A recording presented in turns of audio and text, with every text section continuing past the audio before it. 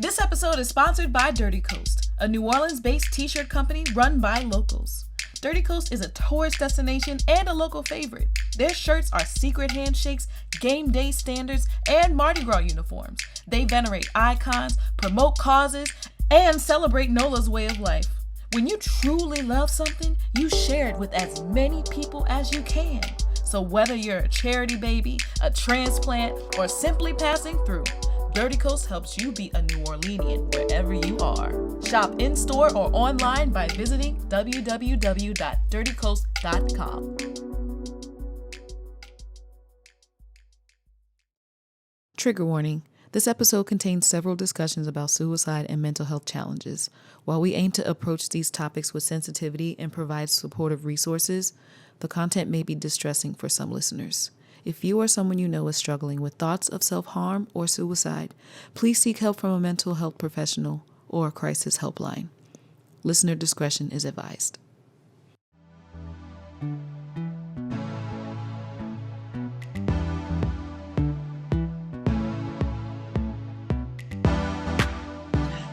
Welcome back to another episode of the Self-Aware Millennial. I am your host, J.Mix. I am a performing artist / multi-hyphenate / podcaster and everything that you could possibly think of, whatever pays the bills, whatever inspires your creativity. I am that for you. Okay.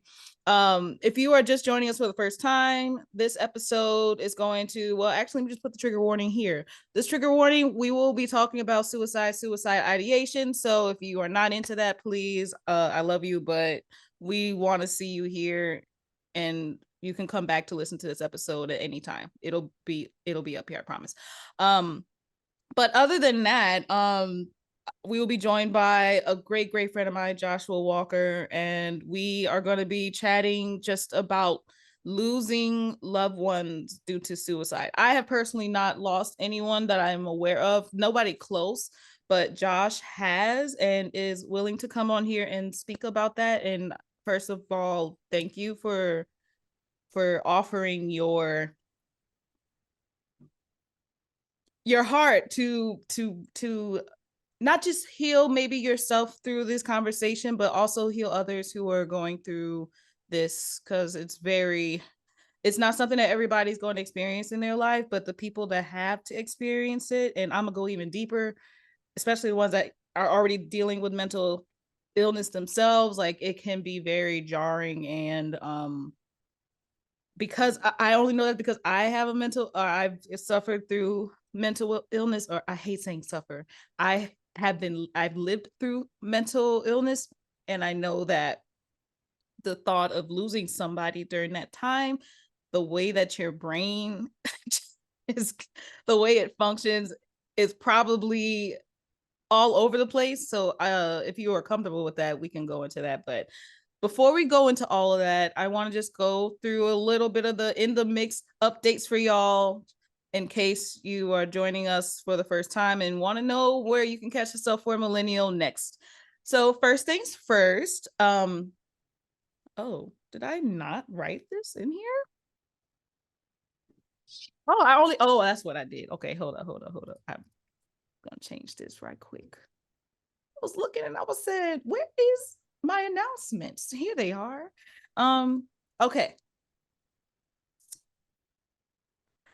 All right, y'all. So if you're listening to this episode, this probably means that we finally had some time to like edit these episodes, because let me tell y'all, at this point in the process, I have like at least 3 or 4 episodes that are trying to be on cue for y'all to listen to, but Triple Threat Media, my company, is starting to pick up, and I don't have the time to edit as much anymore. So I'm trying to find somebody to edit all this for me. So because Triple Threat Media is picking up in business, I'm trying to just make it work. I'm trying to stick to a schedule, but it's hard. Like, I feel like I still want to have a work life. I'm trying to figure out the work life balance right now. I want to visit my grandma, and I know she's probably like, where is Jessica? Why hasn't she called me? Why hasn't she visited me? And I feel so bad. So, if anybody has anyone that wants some extra, cash, hit me up. I need a video editor and I need an audio editor. Wait, I take that back. I have both of those, but they're busy too. So I need a second audio editor and a second video editor. Oh shoot, give me 1 second. I'm gonna stop my recording on my end because I just want to make sure that the levels are okay. 1 second. Sure. Okay, it sounds fine. All right, I'm just gonna keep going. All right, where was I? What was the next one? Okay, yeah, and the second update that I think this episode is going to come out closer to November, at least in the holiday season. And I wanted to let y'all know that I'm doing the podcast, I'm doing Triple Threat Media, but I'm also still singing, y'all. So I still got performances. How am I doing this? So on December 2nd at 7:30 p.m., I will be singing with the LPO, the Louisiana Philharmonic Orchestra, at the Orpheum Theater, which is downtown. We are doing a holiday extravaganza performance, and we're singing like all the Christmas songs. I mean, this is like I did a performance with them for, it was like mid-October. We did Get Out. They did like, wait, I think I just talked about this during the last episode. But the point is that was my first time working with LPO, and I did not realize how many orchestra members were in the LPO. I mean, there was probably over 100 of all the instruments. And so I was like, wait, I get to sing with all this behind me? So excited. It's like living my vocal performance major dreams, because that's what I majored in. But I'm excited. I'll be singing with Mark Anthony Thomas, who is a good friend of mine. We went to Loyola together, and he is now currently the background singer for Tank and the Bangas. So I'm just stoked because, we are reuniting in this way, and it's Christmas, and y'all know my birthday is in the Christmas season. I'm a Sagittarius, so it's gonna be a great time, and I'm hoping that by the next episode I'll have some more Christmas gigs to announce to y'all. But yeah, I will leave the information in the link or the description so that y'all can check out the holiday extravaganza. I'm pretty sure that those tickets aren't really expensive, but honestly, I take that back. It's probably more expensive on the expensive side. But talk to me. I'm gonna make sure y'all get in, okay? And if y'all don't know anything about like the geography of New Orleans and where the LPO, the Orpheum Theater is, it's like right across the street from the Roosevelt Hotel, and that's like a big Christmas location for a lot of families that want to take their like annual holiday Christmas card photos, because the inside of it, Roosevelt's like really high class hotel with like, if you even just look up the Roosevelt Hotel online, like just look up Roosevelt Hotel Christmas New Orleans, and it's like Christmas threw up all over that space. But anyway, so what I'm basically saying is that when you go to this extravaganza, feel free to walk right across the street, go to Orpheum, and enjoy Christmas and the holidays if you celebrate Christmas. But yeah, that's all I have for announcements. The next thing I want to quickly talk about, I want to give a local podcast shout out, because as I've been mentioning, there's been a lot of podcasters in the city that I have been just encountering that are local, and I had not been encountering them before, and it's because of the pandemic. I had not been we all been kind of virtual, so we hadn't really been knowing each other like that. So when I come across a local podcaster, I'm like, and everyone just gets excited, and we try to find out how we're going to collaborate with each other. I shouted out last week, or the last episode, I shouted out Planet NOLA. This week, I want to shout out Crooked Conversations. It is by a local musician, Steven Schwartz, not the Steven Schwartz that, like the well-known one, but like, who knows? Steven Schwartz with a V. It's like Steven, not PH, like the famous one. Steven Schwartz with a V. I actually did a show with him a couple of weeks ago with the Big Easy Boys. He was the music director for that. Through random conversation with the other musicians, they were like, oh yeah, Steven has a podcast. And then we kind of like just started talking about each other's podcasts. I got really interested in hearing about his. He talks with other local musicians, music industry professionals in the city about gig life, business practices, and like the nuances of working as a musician in New Orleans. Shout out to Ainsley Maddock, who is one of my Patreon supporters.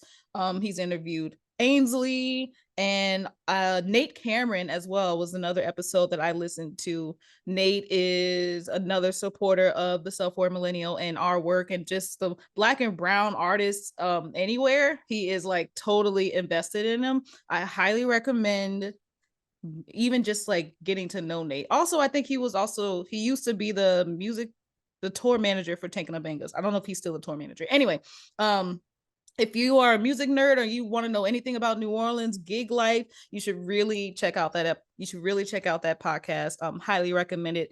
Crooked Conversations will definitely be doing collab later, but I just wanted to shout them out. Love them, and I hope that we can figure this out about figuring out how we can collab with each other.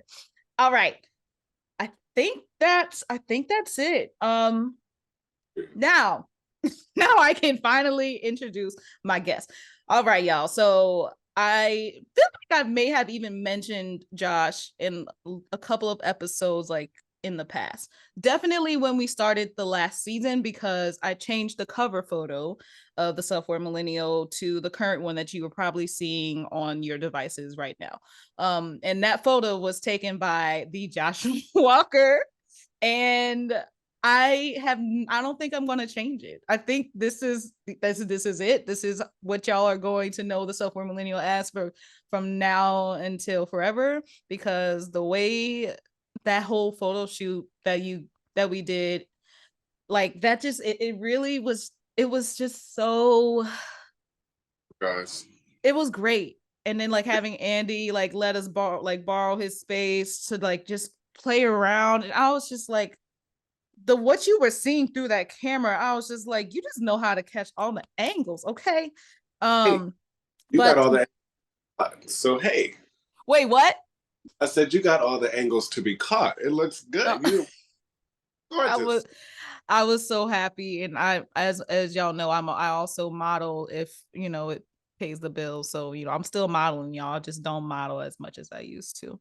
But besides myself, I want to talk about Josh. Josh, outside of being an amazing photographer, is just a calming vessel of energy. He's a singer, a dancer, an actor, songwriter, a musician. I mean, I'm probably missing some other things, but you are multi-hyphenate just like I am. And I also say, like, if I feel like this is gonna be the best episode, and I don't know. I just feel it. Is there anything else that I'm missing about what you do? No, no, you right on the nail. I mean, we're literally the same person. So anything that you could think of about you is very much about me, except you make money. So, there's that. There's What that. about?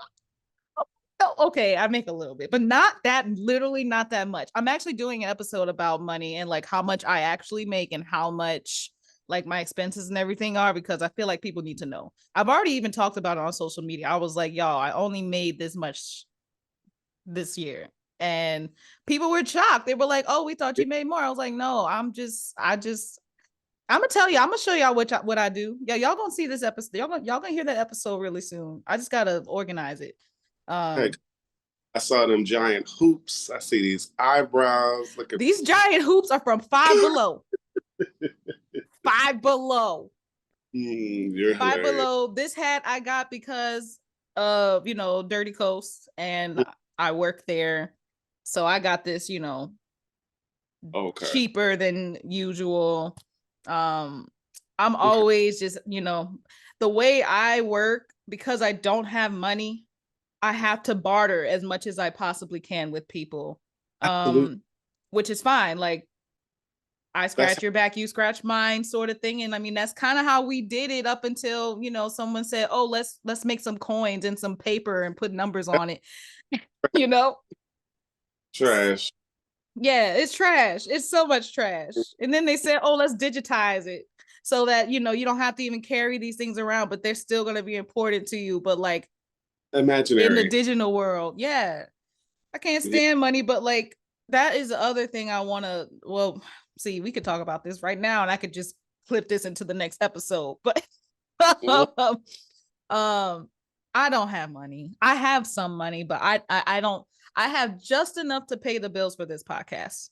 In Okay. terms of this podcast, right now, with Triple Threat Media, I'm trying to utilize the gigs that we are getting, we are starting to get, and help fund the podcast itself, so that I don't have to keep always depending on grants and other things to keep it going. But again, it's all a process. It takes a very long time. Anyway, I'm so sorry. We keep talking. We keep going off track. It's okay. Well, let me just say, you look like money. How about I that? look like money. You feel like money. Oh no, I don't know how I feel about that. It's great. I think it's great. And money means a lot of different things. You mean like wealth? Wealth. That's Wealth, the word for that. That's the word that I was trying to find. wealth, Yeah. wealth sounds. I feel better about wealth because wealth is not necessarily like the material. It's more of a mindset, Mm-hmm. and I don't know. It's an aura. I approve. I feel like even folks with no money can have wealth. There's so much wealth that you can have Absolutely. in And so people, many facets of your life that are priceless. yeah. Hey, we'll start now. Mm-hmm. Well, all right. Okay, y'all, let's get serious because we are talking about losing loved ones to suicide. And I'll be honest, I did not create a an outline for this because honestly, I wanted it to be extremely organic. And I know this is a conversation that can fluctuate depending on capacities, depending on, you know, where you are in your life. So I want to be very mindful of that going into this conversation because I know how difficult it can be and how triggering it can be if you're not careful. So and I know how to be careful. I'm a very careful person, I promise y'all. Um but I guess what I would like to start off with chatting with you about, Josh, is um I kind of want to hear about your person and how they impacted your life um in the positive ways. Sure. Sure. Sure. So I'm actually, I've been thinking about this a lot. And I think I'm actually going to talk about two different people Okay. um, who dealt with this. The first person I'm going to talk about is someone who is outside of me, um, and then the other person is me. So, we'll talk Okay. about I'm not going to disclose his name just because, That's but fine. after college, I went to go teach at a theater. And I was there for like 6 months and I didn't have the best I didn't have the best time at all. But the one light there was someone who worked in the shop and was so sweet because he was, you know, a shop tech. I don't know if you know. I mean, I'm sure you know, but in theater, sometimes they're not treated with the most of respect.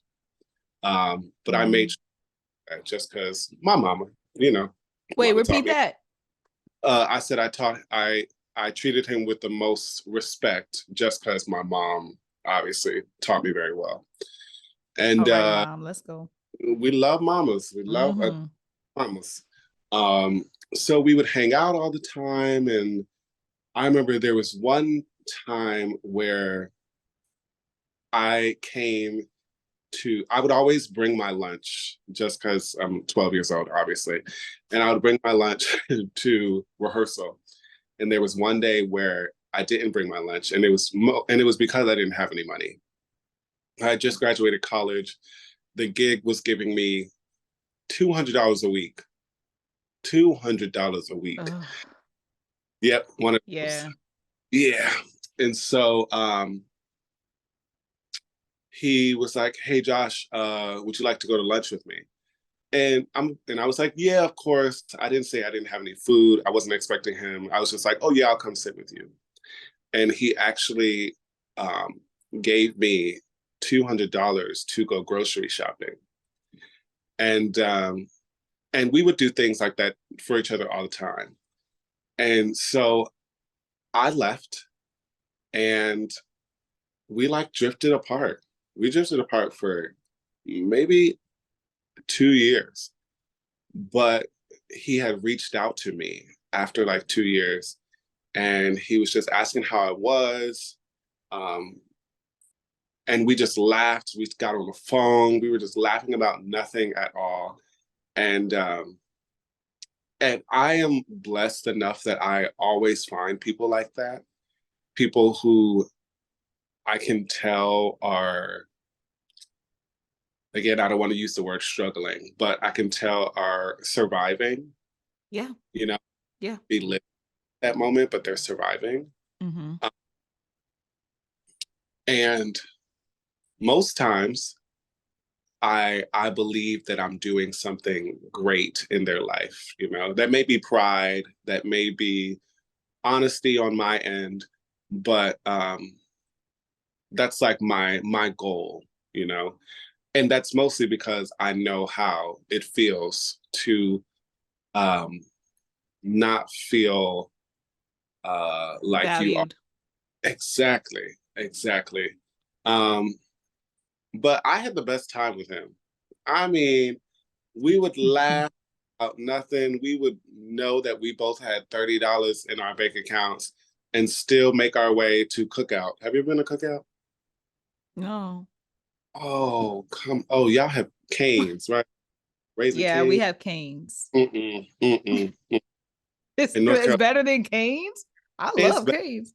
Hey, it's better than Canes. But we would go to Cookout and spend our last $2. We would sit and we would chat, and yeah, it really impacted my life in a great way. And I felt like it was very small at that moment.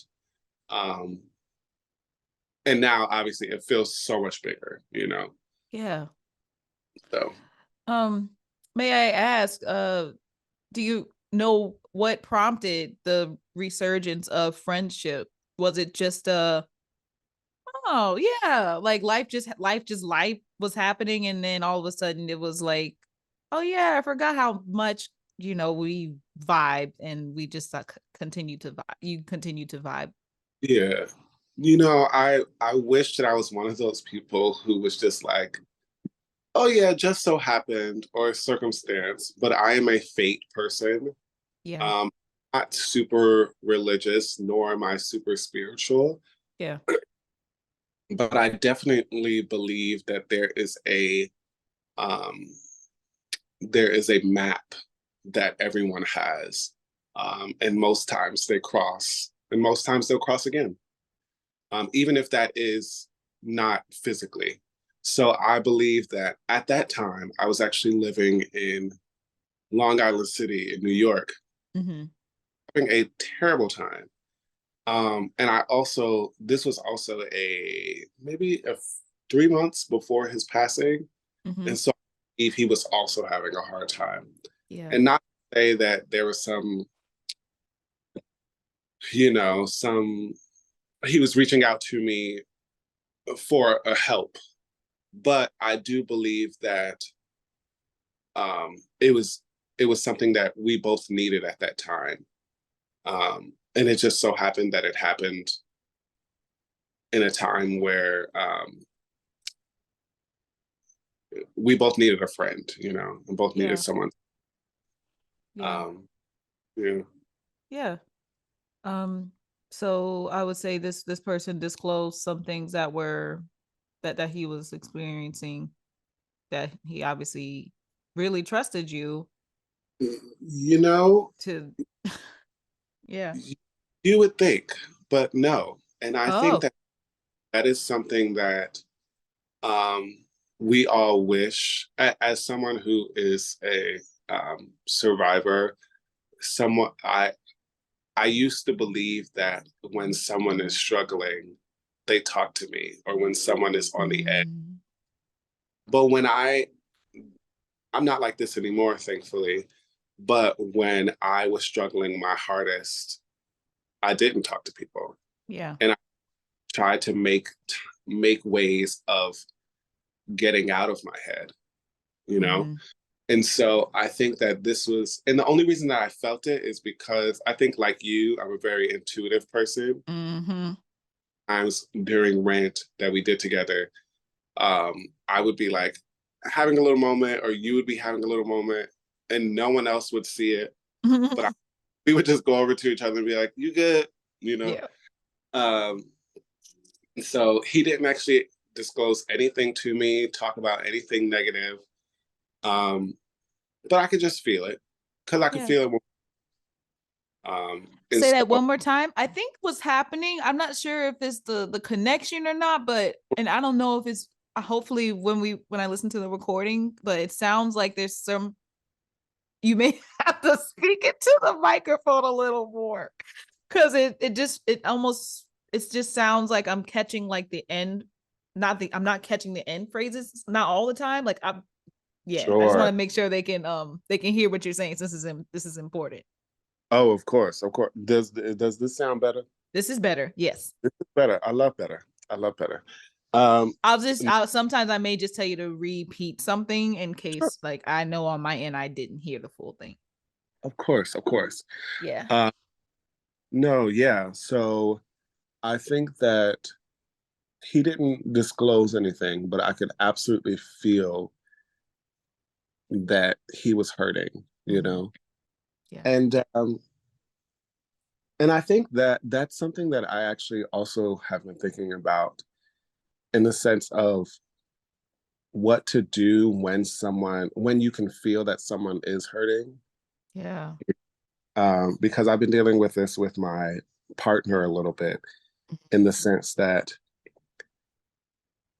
the end conclusion of what you're trying to do may be the most pure and positive thing, but sometimes your tactics need to be changed, and Yes. that may interfere with your pride. Yep. So if usually me and you laugh and kiki and do all these things, and I know that that brings you joy, and one day I'm laughing and kikiing with you because I know you're upset and I want to bring you joy, Mm-hmm. and it doesn't, I have to put my pride aside for a second and be like, okay, let me think of a different way to do this. Yeah. Um, and so that's what I try to do with him at that moment. So, Yeah. Well, mm-hmm, I've always found you to be a person that is you're definitely like me where you can sense energy mm-hmm, and you just kind of meet people where they're at, which I feel like is a skill that not everybody has, and that's okay. We are all created we all have different strengths. yeah, And your strength for sure is empathy towards pretty much anybody. And being thank you. able, I think, to especially take the lead in terms of conflict, at least from what I've experienced. Um, yeah. I definitely try that. Definitely Yeah. try. We definitely have had our experiences of that, Mm-hmm.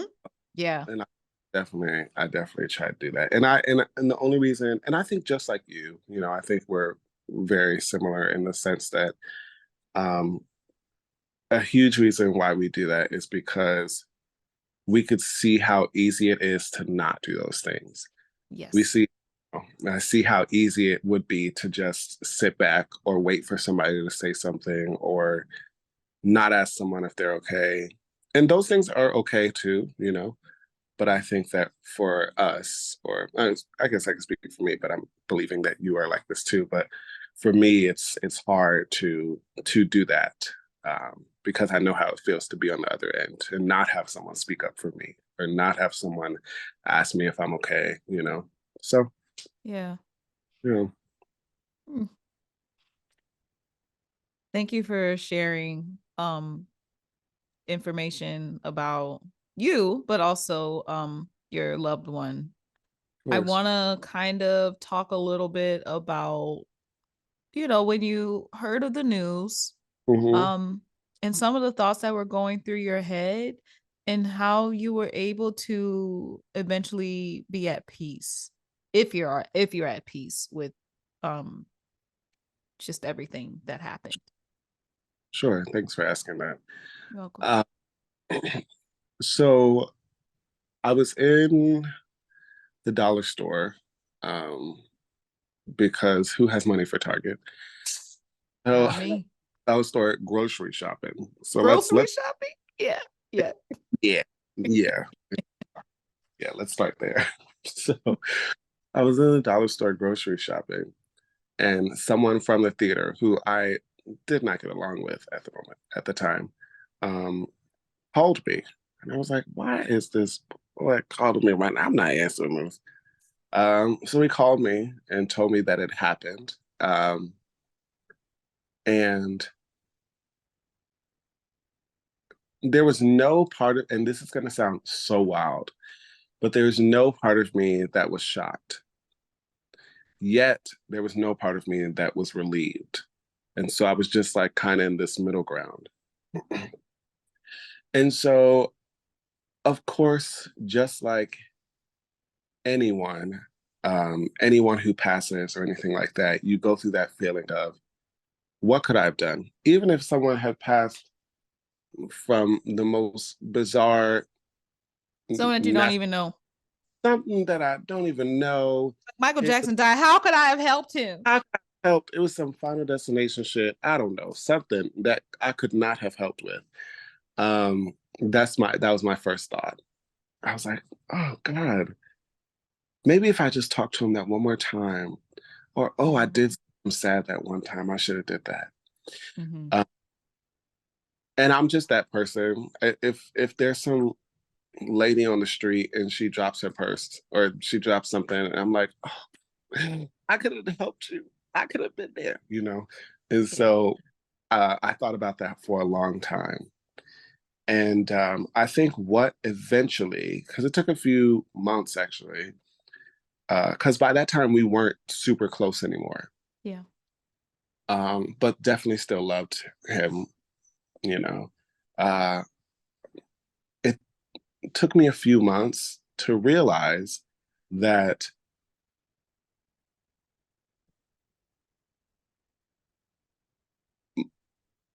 I guess the easiest way to say it is I did the best that I could, you know. Um, and I think another great way to think about it for myself or for anyone who's dealing with it is that the life had some joy in it. And I'm thankful to say that the parts that I was in was joyful. Yes. Yeah.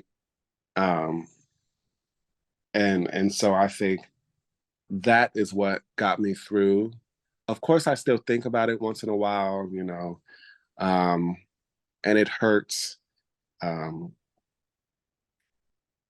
but I'm glad, and the only, not the only reason, but a huge reason that it does hurt is because you never want anyone to feel like they're alone. Yeah. You know, like it's almost like when you leave college, or I don't know how your trajectory with your family has been, but I left college and my mom was alone. And I was like, oh, I don't want you to be alone. Like, I'd rather like some crazy shit be happening in your life than you to just be sitting at home bored all the time, you know? Yeah. So You mean lonely. lonely, lonely.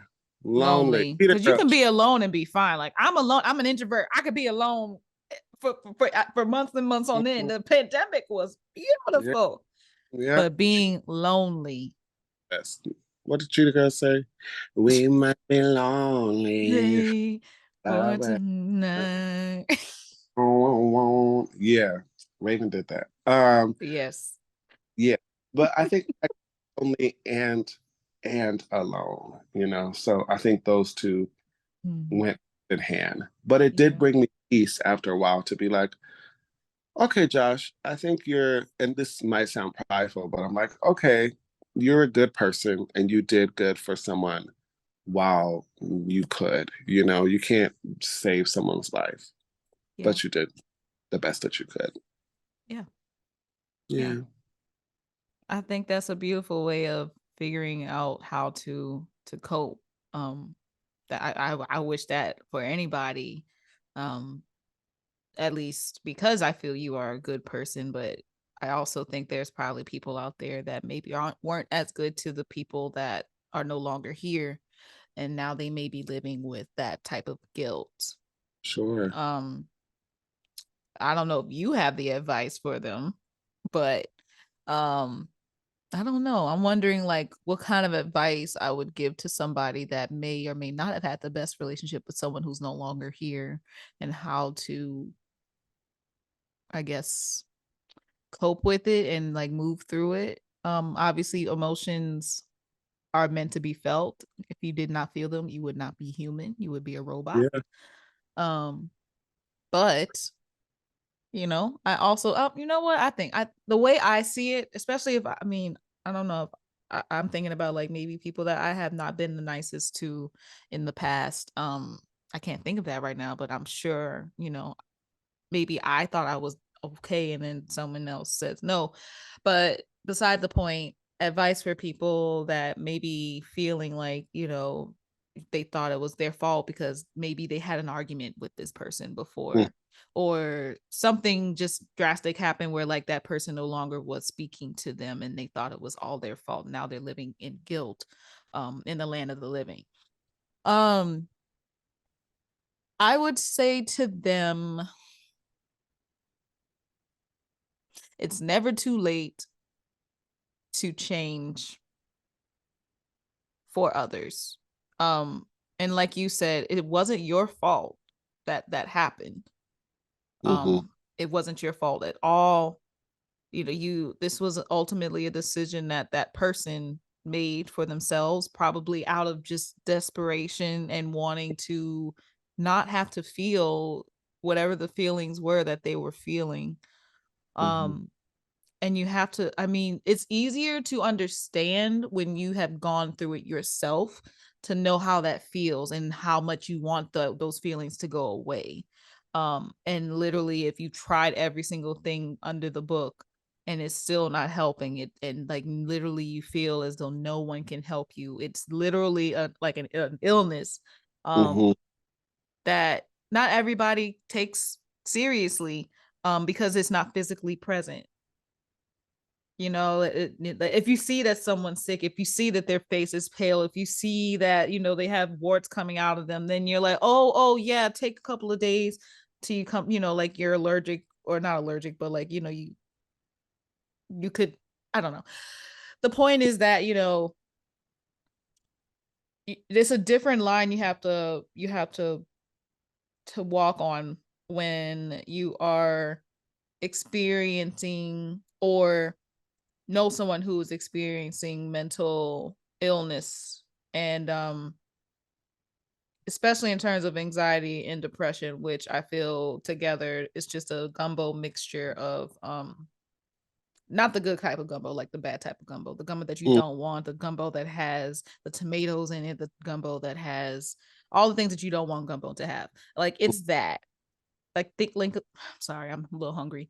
Um trying to figure out how to conceptualize this, how to like complete this thought, but then I thought about mm. gumbo.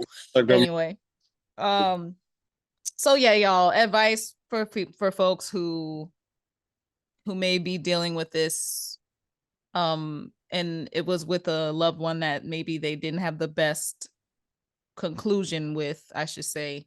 Um, stick with it. You have time to be more, I guess, of the person that you wanted to be to this person. It is something that you will have to move through, and I think the more honestly you talk about it and just kind of get it out, don't keep it in because it will come out another way. um but again, you can't hold it back, you have to move through it. um mhm. I think that's all I can give for advice. Do you have advice? I mean, pretty much the same thing. You did that. I think that the the steps for me may be not the steps in order for other people, because I did deal with this last year. Actually, remember when that person, that friend of mine during rent last year passed away. Mm-hmm. Because that was almost the same situation. We didn't have the Mm. other things, Wait, but say that one more time. Say that one we more didn't. time. Sorry, I did mumble that one. That one I definitely mumbled. I was just saying we didn't have the best relationship, Mm. and so I think what needed to happen was, one, I needed to understand that, like, the facts of it, that it did happen. This person's not here anymore, right? Then I had to understand and be honest with myself about the relationship. Whether that's me saying, I'm really, I did this, or even me saying, I'm really upset because I did this. Yes, the person's passed away and I'm sad about that. But actually, what I'm even more, or what's just as hurtful right now, is the fact that I did something to this person, right? Mm-hmm. And then it comes with forgiving myself.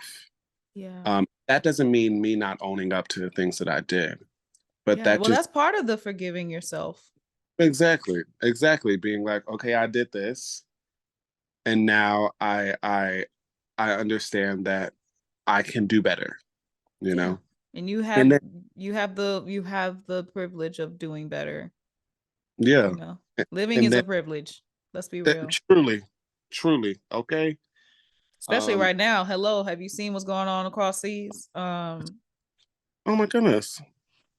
We ain't I going to that, but free Palestine, but we ain't going into that. you know, We're not gonna go sure. into that just yet. Let that be the staple right on the top. We'll put that on Patreon. We'll talk about that on Patreon. Appreciate Because you. there's definitely a way we can connect these. Oh, Um, hey. Oh my God. because if you really want to talk about suicide, okay, suicide is metaphorically it is not just something that happens with the person that chooses to do it. Hmm. It can also be done in so many other ways, but we gonna talk about that on Patreon. Okay, I'm Yeah, be we gonna there. talk. Yeah, yeah, I'm tuned yeah, in. I'm be tuned in. yeah, Um, and then I think the last thing, in order for someone to um, move on from someone that they didn't have the best relationship, is exactly what you said, is to just do other relationships better. That may not mean that you can't just go around being nice to everybody that you don't like. If you don't like them or y'all don't get along, like, I'm not saying to be a saint, yeah, but I'm to at least um, value life enough in order to treat people with kindness, you know. yeah. And there are many people who I don't treat with kindness, and that's because they are not kind people, or they don't deserve that from me. Mm-hmm. Deserve that from somebody else, but not from me. Yeah, But that's something that I have to um, understand, that that is not something that is bad about my character. You know, that's not bad about your character to disagree with someone, you know. nothing wrong with disagreement. I'm not going to be like, oh, y'all literally bombed me in my hospitals and my schools and all that shit. It's okay. We still Yeah, nice. Cool. It's not like that. You know, something's not adding up. The math yeah. ain't math. Oh So man. that's my advice. Okay, that's sound advice. Thank you. You too. You Yeah, did take that little thing. yeah. See, I don't need an outline. Shoot, what am I talking You about? Like, you are I am the outline. Duh. You are the outline. I'm trying to see if there's anything else I want to chat about before we go to Patreon. Yes, yes, there is another thing I want to talk about before we go to Patreon. So I want to divert the conversation a little bit because you did say that you wanted to talk about your loved one, but you also Mhm. wanted to talk about yourself. Sure. Um, so are you saying that you are considering yourself a loved one in this conversation? I am. Okay. I I have been thinking about this one long and hard. Um, okay, so I'm gonna start off by my childhood. I think that's the best way to start That's off. very important. It's very important. I was a Yes. child point in my life. Childhood is literally the building blocks of how the rest of your life is going to pan out. At least how you how you see the world, how you respond to the world, and everything. Let's easily, go. Let's talk about Lil Josh. easily. Oh, he's so cute. He was so cute. Uh, I'll send you some pictures later. Thank you. I was going to ask you to do that. Thanks. So I believe that the most two important words, the most two important feelings, the most two important actions are fear and love, right? Mm-hmm. Because I believe that they're siblings. I am afraid of the dark because I love the light so much. I love my mom so much that I'm afraid that I won't have her at some point in my life, you know? So they're so important and they're cohesive and they can be beautiful, but they both need work. Okay. Because Yeah. I have had some really scary, I love scary movies and they scared the shit out of me. And then I love some people, but they nag me to the core. So I think that they go hand in hand. And I realized that very young, very, very young. My mom was a single mom. I have 1,000 sisters, but I was always really close with one of my sisters. Not 1,000 sisters. Hey, my dad was a slanging. Okay, he's where, where else can I lay this egg? Literally, all across America. Yeah. Like And Dora the Explorer, but truly, even Mexico. He went to Mexico too. oh my gosh. Doop, doop, doop, doop. You got international sisters. Hey, okay. He's the map. He's the Mm-hmm. map. He's the He's the map. He's the map. he's the map. But and so I realized that really young, really, really young. And I was always a very empathic kid, and so I had a lot of love in me. But I'm gonna, I'm not gonna blame this person, but I am gonna say that church and religion made me see the world, made me believe that the world needed to be healed more than made me believe that the world is like complete, or made me believe that just existing in a like, and I can just like go through life being myself and I don't have to like heal everyone or like play the saint or walk on water or some shit like that, you know? Yeah. So I always played that role. I was always someone who like was very helpful, all these things. But in that, I felt like just like my mom does a little bit, I brought on other people's sadness. Oh yeah. Um, and you know, and Yeah, I know. I know, I know, and you know, and so and so I was a really, really jolly, fun kid. And then I think towards the middle school, when I was around a whole bunch of different emotions, I started to take on those emotions and I got really quiet. Just because I didn't want to say the wrong thing to someone. I didn't want to do all those things. Yeah. So may I ask, please.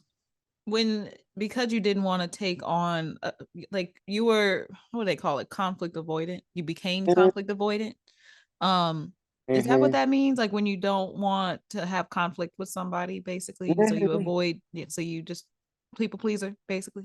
Absolutely. Okay. Absolutely. And I thought that that was a good thing because I was like, oh, um I'm allowing that person to not have to feel pain right now. But what I actually am doing is blocking that person from being able to express, you know?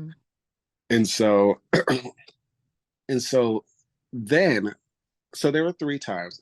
It's going to get a little intense right now. That's cool. That's cool. Trigger warning, trigger warning, trigger warning. Okay. Trigger warning. There were three times in my life where one time I had a suicidal ideation. The two times I Mm-hmm. tried. Mm-hmm. So was in middle school. That was my suicidal ideation. Mm-hmm. My sister had passed away unexpectedly. One of your Um, thousand sisters? one of my thousand sisters, so now it's 999. And so that's not funny, but it's kind of funny. So she had passed away. And I'm sorry. I me too. I'm sorry. Okay, wait. Let me get this little laugh out. Okay. She Oh, we're terrible. She passed away. And I got really sad just because my mom got really sad. And yeah. I was a little close. I was pretty close to my sister, but we had like moved away and everything. But I've never seen my mom cry before, and this was like my first time ever seeing her cry. And Oof. so I remember I was always in the school counselor's office just because like I was a little sad emo boy. I listened to My Chemical Romance and Yes. I have a choice, but so I blame them. No, I'm just kidding. I don't blame. Mm, And so I told the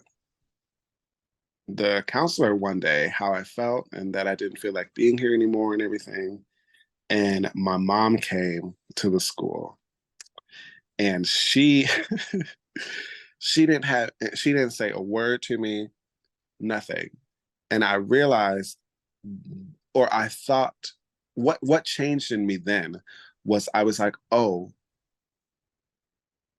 I can't tell her how I feel. I can't tell people exactly how I feel because then that means that they're going to be hurting, and that's not what I want to do, you know. And so she mm, talked to me, didn't tell me anything, and I know it's because she just lost a child, and she was like, "Oh, I don't want to have to lose another one, especially from their taking." Um, yeah. and so from then on, up till like college, I was silent. Like I Mm, was a silent sufferer, still fun and everything, but when it came to me suffering or being sad or upset or anything, I would always keep it to myself. yeah. Um, then I was in school, in college, and I was a little bit more bubbly. I was, out of high school, and high school was a pretty traumatic, just like everybody. It was high school. Yeah. And so in college, and college was cool and whatnot. And then I had some friend things happen, like some, college kids, like emotions changing, all this stuff. And so I don't remember how I must have blocked it out, but I don't remember how I got so low. But I really did. It was like my sophomore year. And everyone apparently everyone knew that I was sad, even though I thought that I was hiding it pretty well. Mm. So uh trigger warning, trigger warning. Trigger warning, Um, trigger warning, trigger warning, trigger warning. so there was one night where I went to the garage. I would go to this garage that was across the street and I would go to the rooftop because I love to stargaze. And so I would do that every night. And so this one night I was so sad. I was like, okay, this is it. I called my mom. She didn't answer. I left her a voicemail just telling her that I love her. I didn't say anything was going to happen. I just called her and told her I love her. Yeah. And I same to my little sister. And they lived like 15 minutes down the street. And I have a car, so I could have went to see them. But um, then I was gonna hop off that bitch. Um, and it was like maybe 6 floors, 6 stories.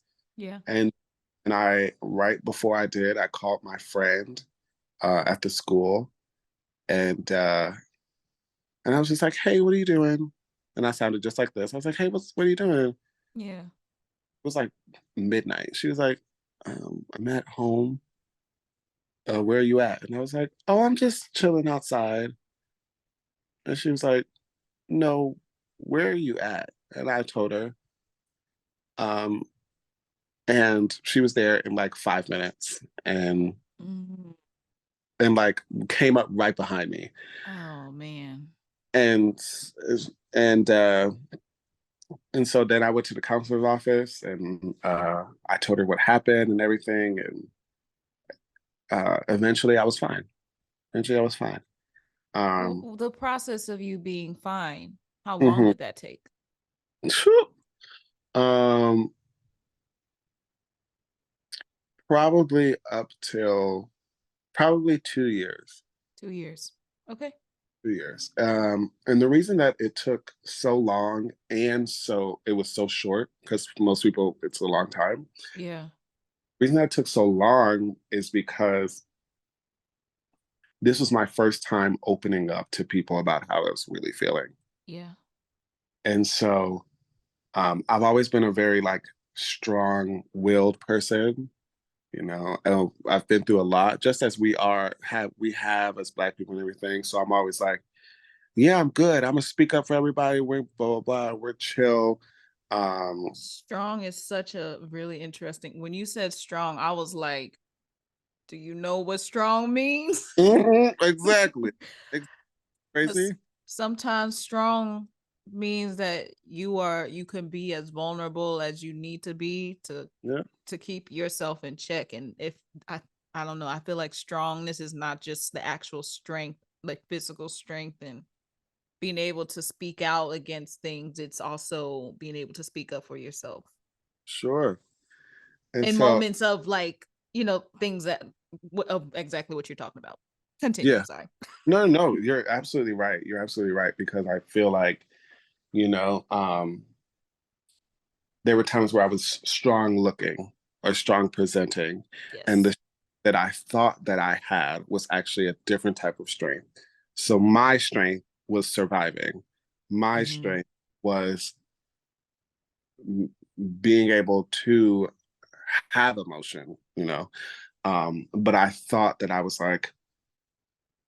that I was displaying something that I was not. I thought that everyone Mm-hmm. could see me as like this, like, oh, Josh has been through this and he's so happy, he's so cool, he's so chill. Mm-hmm. Um, and so that's why it took so long because I was honestly embarrassed to talk about these things. I'm like, I'm Josh. Like, I got this award, I got this, I got that. Mm-hmm. Yeah, I'm fine. I You're helped you trying with, to present you had a presentation that you were trying to uphold of of course, yourself. of course. And and I think that a lot of people, the reason that they don't express how they feel is because they don't want how someone else feels to be taken away. So I don't want to have to lean on you because I'm afraid that means that you will be afraid to lean on me. You know, Mm. Mm. make sense? Yeah. Yeah. So I Yes. think there was a lot of that because anytime I had a therapist at the school, but most of my talk with my therapist was like, so Jenny's really having a hard time and I don't know how to be there for her as a friend. And now it's like, okay, hey, I'm Jenny. Jenny, Mm-hmm. you know, and Yeah. so embarrassing. But it took a lot of a shorter time because thankfully I was in college. I was in somewhere where I was around the same people. I was around people who saw me. I was down the street from my mom. God really did like plan for me to location wise to be at a place where I had no choice but to speak. I had Yeah. no choice but to be seen. Yeah. So that was number two. Okay. Number three, um, I graduated from school. I went on tour. I moved to New York. This was 2018. New York is trash. So I moved to New York and I was like, oh, it's New York. It's going to be so much fun.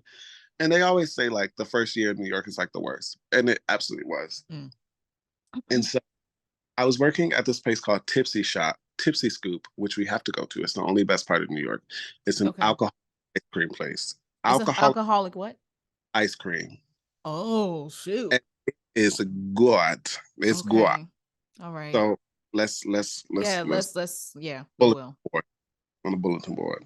So I was Yes. working at a place and I was working. stupid hours and just long nights, and I had no money, and it was just a lot that was going on.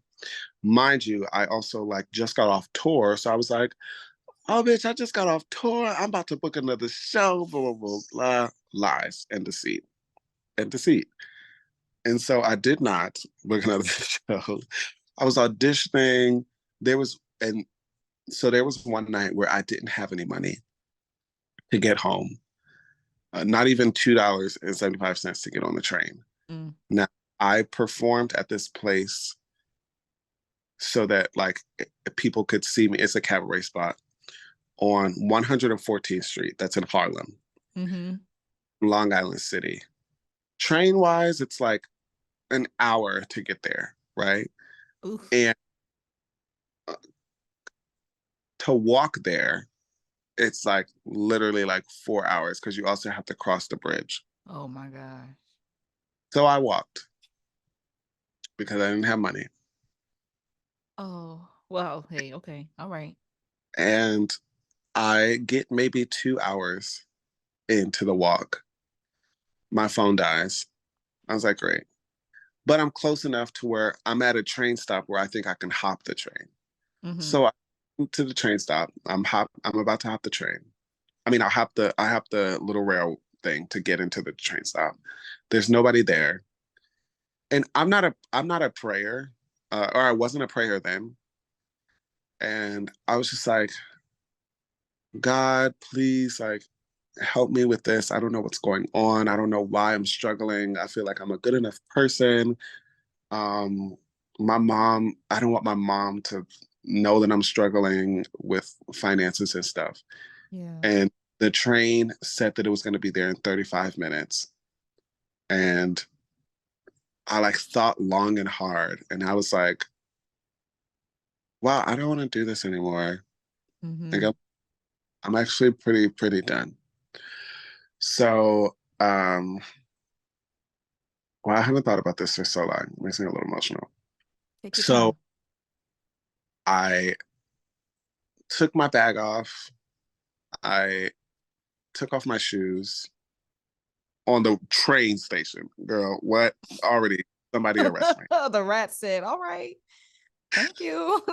I had on socks, probably double. Oh. Um, and I stood there and I waited for the train. The train said it was going to be there in 15 minutes, and I was just going to jump in front. Yeah. Uh, and I waited and I prayed and I prayed and I thanked God for everything that He's ever done for me. But I Mm-hmm. was, but I was like, I'm done. Mm-hmm. And I waited and I waited, and 45 minutes went by. Train didn't come. The train never came. Oh Hour man. train didn't come, and I just started laughing. I laughed. I was like, I don't. I laughed like someone had told me. Like I was watching Monique. Yeah. Okay, I laughed so hard because I was like, you will not let me get out of this. Mm-hmm. I was like, I. He looked down and he was like, He said, "Girl, we gonna delay, reroute. We gonna let delay, you. delay," and he was like, "You will get out." And so Hmm. my phone had somehow came back on. Huh. I had ordered an Uber. I got to order an Uber. I had money. It was just the wildest thing. And Wow. first time since since the first time that it happened when I was a kid, that the next day I called my mom and I told her everything that happened. Mm. Um, Mm. and she could, she was like, I could feel something was going on. And she was like, are you okay? I went home and I stayed with her for like 2 weeks. And after that, to I didn't feel that ever again. And that was in 2018. Of course, there are moments that I have that I'm sad because when I was younger, um, when I was in college, I did suffer from depression and anxiety, and I still do. And I used to take medicine, but I stopped that. And um, the reason that I brought up me losing someone is because I think in this, there's a lot of me that I did lose. And I think there's some positive things and some negative things. Um, I'm going to start with the negative things. Okay. Um, uh, I lost a lot of time, Mm. even though I could say that I lost just as much time as someone else who's 29 years old. We've both had the same amount of time. What do you mean And by time? by time, what I mean is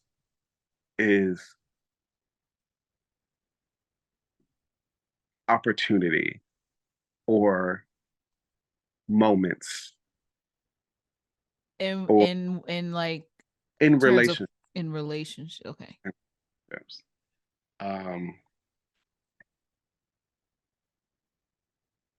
you know how okay, say this is I'm gonna try to put it into something else. Say that I was really getting dressed up for this party, right? Mm-hmm. Super excited, blah blah blah. And I was like, bitch, I'm gonna go take a quick nap. The quickest 8-minute nap. And I slept through the whole thing. But Mm-hmm. I exhausted all day. Yeah. In my head, you could look at that two ways. You could be like, I needed that nap, and there will be another party. Mm-hmm. Or I could be like, I really wanted to go to that party.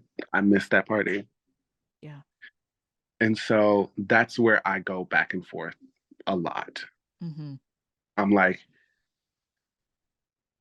is the time that I missed just being added on to my life? Mm-hmm. You know? Um, or do I actually regret, because we used that word earlier, do I actually regret the time that I had with the people that I had at that time, you know? Yeah. And so that's probably the biggest thing that I struggle with Mm. when it comes to that is okay, now that I'm thinking about it, is a lot of the time that I could have used to get to know someone, but instead I was trying not for them to get to a certain part of themselves. And so I kept it surface level. Tell me Mm. now, and I'm not that person at all. Mm. I'm like, hi, what's your name? Okay, tell me Mm-hmm. about your that's me now. Mm-hmm. But before then, I was blocking a lot of my relationships. And vice versa. I was blocking myself from them getting to know me. Yeah. And Um newbies, that's so common though. It's so common. Like that's a common thing. That's honestly a skill to like be more intentional and to um to be curious about somebody and like and a actual just a conversation that could be surface level. Like it takes extra effort and empathy to dig deeper. absolutely. Absolutely. Um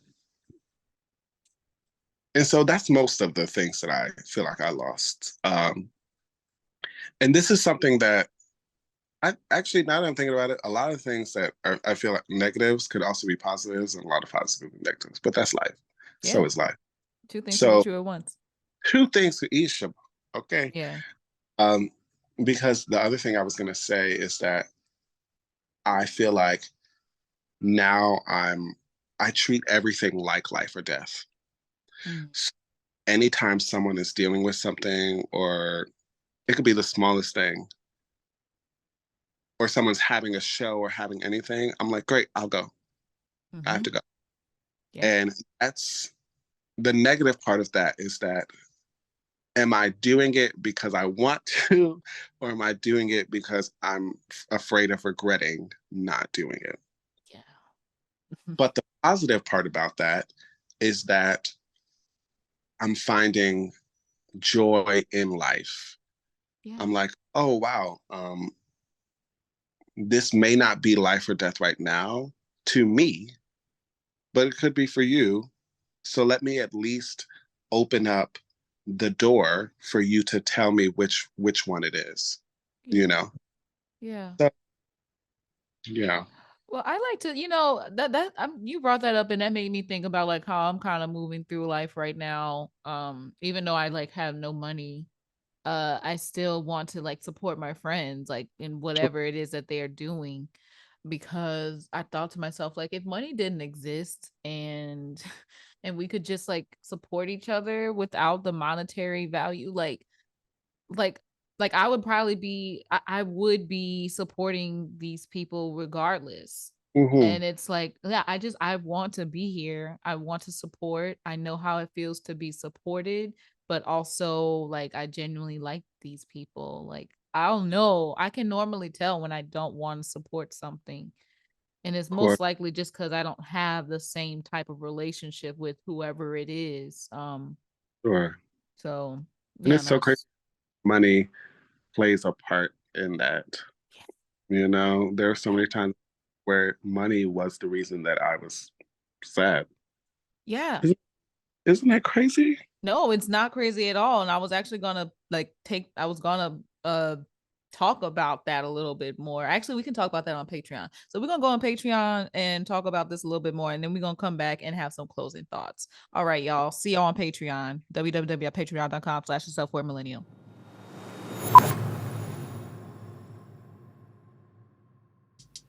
Is this conversation speaking to you right now? Do you feel the self-awareness taking over your body like a real good song? I want you to make a mental note to share the Self-Aware Millennial podcast with someone you love, because sharing is caring and love is not possessive. Sorry, y'all, but y'all can't have it to yourself. But for real, y'all know how good it feels when someone shares with you, whether it's their resources, their food, their wisdom, or their spouse. Okay, well, some of us. Spread the love. Decapitalize your mind and practice the gift of sharing. And want to help us reach new audiences? Rate us 5 stars on Apple Podcasts and Spotify. If you're feeling extra giving, leave a compliment. Come on, you know you want to. Enjoy the rest of the show. Okay, y'all, we are back. Patreon just got a really awesome conversation that it kind of went all over the place, but in such a good way. And I hope that y'all join so that you can hear the rest of this conversation. But to close out, or to at least to close a couple of things out on this conversation with you, Josh, I want to start this conclusion of conversation by telling us where you are now in your grieving process for your loved one, and maybe for yourself too. Mm-hmm, mm-hmm, mm-hmm. How are you feeling now? And if you still have those moments, if you feel like sharing that, feel free. But if not, it's cool. Sure, sure, sure. Yeah. I believe that I'm really respecting time right now. Mm. In what I way? In all the ways, my goodness. I always tell my friends this, and I know they get sick and tired of me saying it, but I remember when I thought that I ran out of time, you know? And so now I'm feeling so good being in a place where time is my best friend, yet someone that I never want to see. I never want to think about her. But I know that she's there.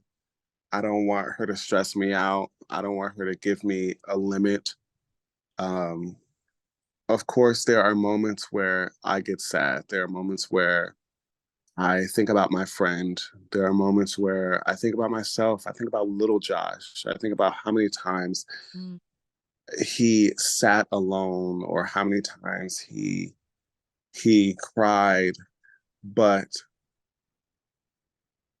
I think that I would not be as and I'm trying to get better at saying things like this, but I would not be as good of a person as I am now if he didn't do those things. Just because now I do those things with understanding. I think back then he was the one who didn't have any answers. He was the one who cried and didn't know why he did. And now I do, and I'm able to break it down. And that, in the end, is helping him because all he wanted to do was be able to do that for other people. And now I can break it down for myself so I can break it down for other people. Yes. And so I think it's a beautiful place. Again, I still think about all the people that I've lost in many ways, especially to suicide. Um, and I think that my goal and something that I'm really proud of to do now is to advocate for um, questions and to advocate for life and advocate for time. And that's why I'm actually writing a musical called This is it. oh, Let's go. trigger, Let's go. trigger. Come on. Trigger. I'm writing a musical called The Last Dance. Mm. And it is about a boy who has been ill his whole life. And so he's never left his room. And one day he finds out that he has only a year to live. And so then he goes on this adventure with his friend, Time. And he has 24 hours to see the world. And the reason I wrote that is because I remember there was a time where I didn't leave my room for days. I was I just felt trapped. And so I was like, oh, I wonder how that would feel for someone who like physically couldn't do it, you know? And so so I'm finding ways to use the things that I've gone through, the things that I'm still going through as a way to heal others and heal myself in the end. And also make some fucking art, because why not? That's I'm so excited to hear more about this. If you ever need like Or people to like, I remember you. I feel like you mentioned this to me. I did, but I didn't have it together. And so Yeah, I now mean, it's together. cool. Yeah, even if you didn't like, it's a process. People think that you could write a musical in a night. No, you can't. It takes a long time, and the longer it takes, it's like gumbo. The longer Mm-hmm. you have that cooking, like wine, right?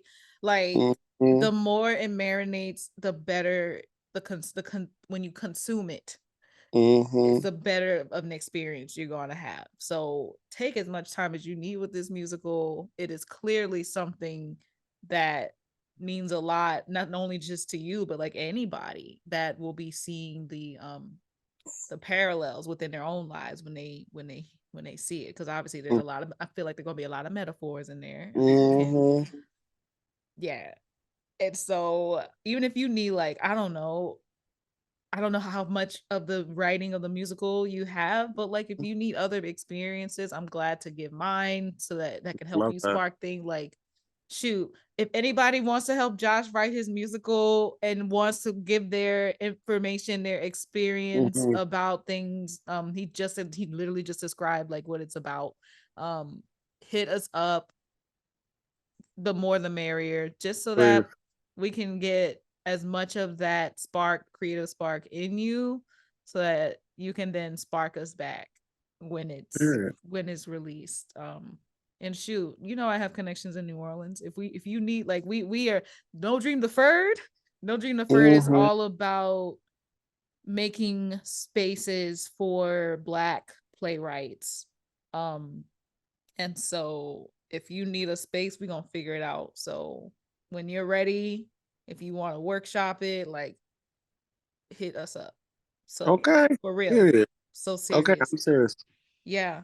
Um oh, gosh. Okay, well, I guess we'll talk. Okay, see that I love how that I just love how that flowed into our closing conversation.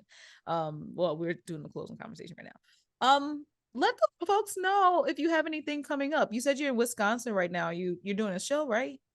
Yeah, I'm in Wisconsin. I'm doing the Wiz. This is our last week. So Oh, I okay. Who mm-hmm, you playing? slide oil, huh? Who you playing? The Tin Man. I might have a little few more sparkles on me because it takes forever to get off. Yeah. So we close this week, and then I go to New York. I mean, yeah, I go back to New York to do some little cabaret gig things, and Mm-hmm. then I'm going to Florida at the end of the month. I mean, at the end of the year Mm-hmm. to do Beautiful in Orlando, which should be. Okay. And I'm turning 30. Boop, boop, boop, Oh, boop. welcome to almost welcome to the 30s. It's fun here. There's nothing. Good. Yeah, the only thing you may start feeling is like your back or your knees if you haven't already. And I'm already feeling that. I've been feeling Well, that for 5 years. well then join the club, and you are already in your 30s. Let's be real. Pretty much. They're actually about to do Beautiful here in New Orleans too. I think the auditions are happening this Hmm. upcoming, like in the next couple of weeks or something like that. Hmm. And I have, I think the show runs in like February, might January. have to slide through. Yeah, I got information about the auditions, and I'm not certain if I'll be doing it or not. Hmm. I would like to. Everybody's telling me that I should. I don't honestly know enough about Beautiful. I know I have friends that were Me in neither. the. I know people that have been in the original Broadway Hmm. and everything. I just never did the full research of knowing myself, but I heard it's a wonderful show. And Hmm. then the show that's happening in New Orleans is happening at like the oldest theater in America, Le Petit Oh, Theater. wow. So, and Le Petit Theater is like one of those theaters that always basically does the world premieres, or I should say the regional premieres, or I should say the New Orleans premieres of Hmm. whatever new musical is available for, copyright or, licensing. Wow. So I'm thinking about it. I'm thinking about auditioning for it. Okay. I think you should if it's in your heart. Yeah, I might. And also, I mean, you should audition too so that we can do another show together. But That's what I'm trying to say. yeah. Literally. Look, send me the information. Thank, I shall. Um, so those are the things that you have coming up. Congratulations. thank Would you you. like to leave your socials for everybody? Absolutely. So I am on Instagram at the Josh Walker underscore. You can also find me on Facebook at Josh Walker. And if you put in New York, then I'm usually up there. Please follow me if you want to do a photo shoot or you want to do a music session or you want to go for Everyone a needs to walk. do that with you. That's like Please, that's mandatory. please, I would love that. I have some wine and just chat. Or FaceTime. I love random FaceTimes. Please, just anyone. But that's where I am. I absolutely also just love the fact that like a lot of people that you photograph have been guests on this episode or guests on this podcast. Like I saw Period. Julian and I was like, wait, how do y'all know each other? And Period. who else? Of Palenko. course. Gosh, you also photoshop you shot Kyle and his partner. Yeah. And I was like, how in the this world is Yeah. small I because know. I haven't seen Kyle Kyle since. messaged me about you. Whoa. Mm, Wow. yeah. Wow. Okay. Yeah. Because Kyle and I used to be like, we went to Loyola together and Yeah. we're really good friends at that point. And seeing Wow. everything he's doing in New York, I was just like, and just living his life. Yeah. Um, Amazing dancer, amazing human, really funny. I could go on Mm-hmm. and on. Kyle should be part of. Mm-hmm. If Kyle listens Period. to this, hit me up when you're ready to be a guest. Mm-hmm. All right. um, yeah, no, I just the amount. Oh, I don't know if it heard that. I had like a little ding ding ding thing on my thing. But what was I saying? Just the amount. I was the amount, yeah, the amount of people that we just are in community with. There's such a small community, Mm-hmm. and I I'm glad. absolutely love it.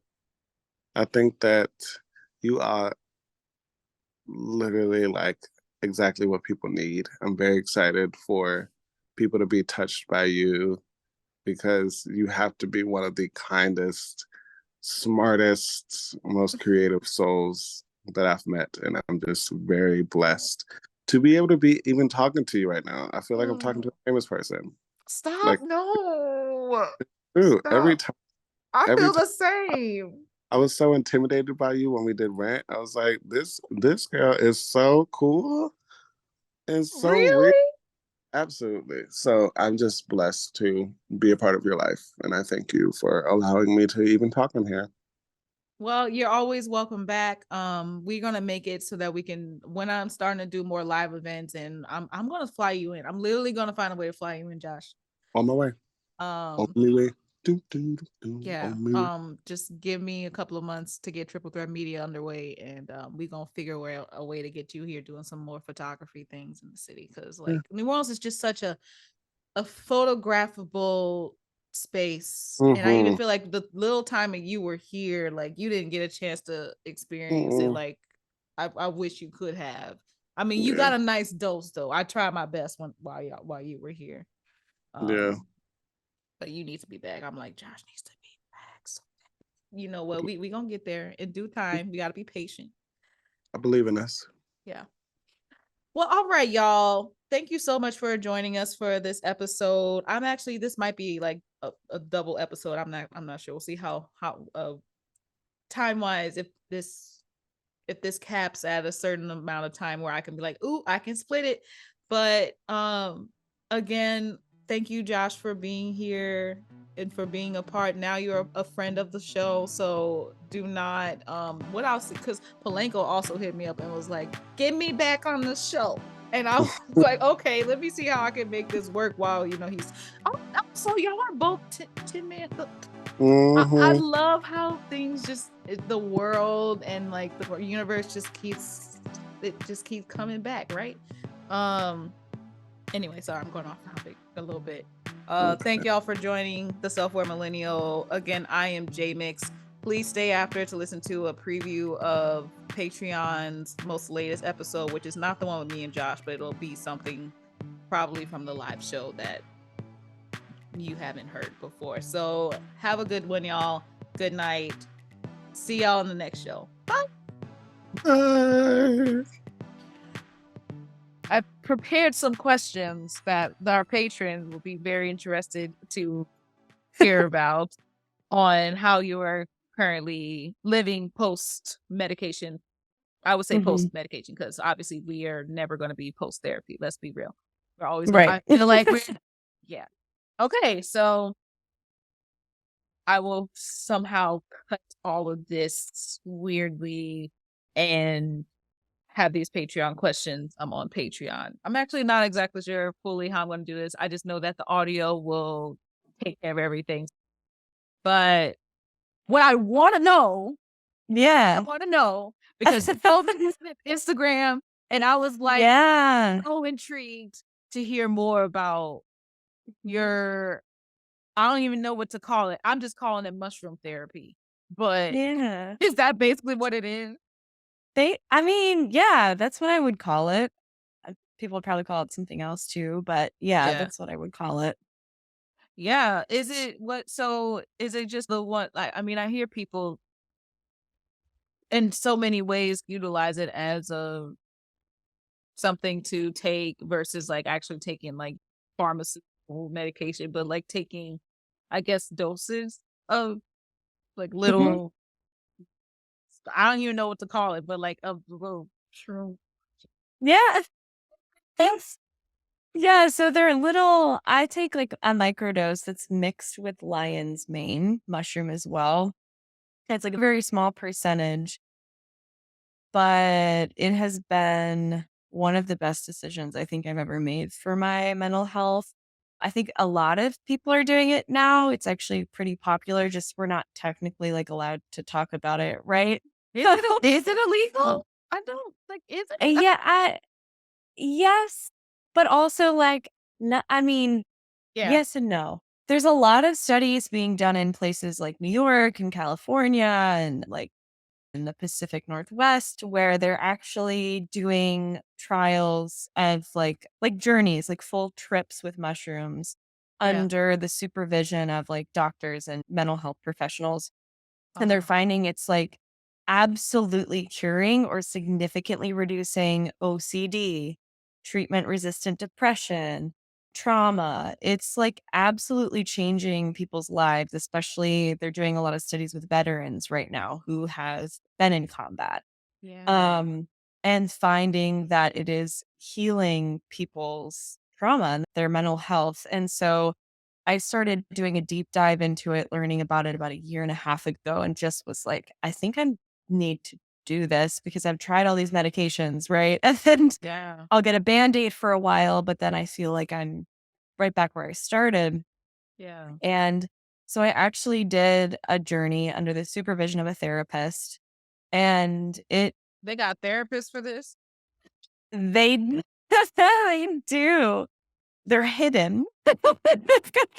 If you're not under like a treatment facility, they're a little hidden, which I think is amazing that people are doing this. But to say that it's changed my life is an understatement because it has. And since then I've started microdosing. And when I tell you, like a great example would be today, and I was so excited to talk about this with you actually, because I was like, this is the perfect example.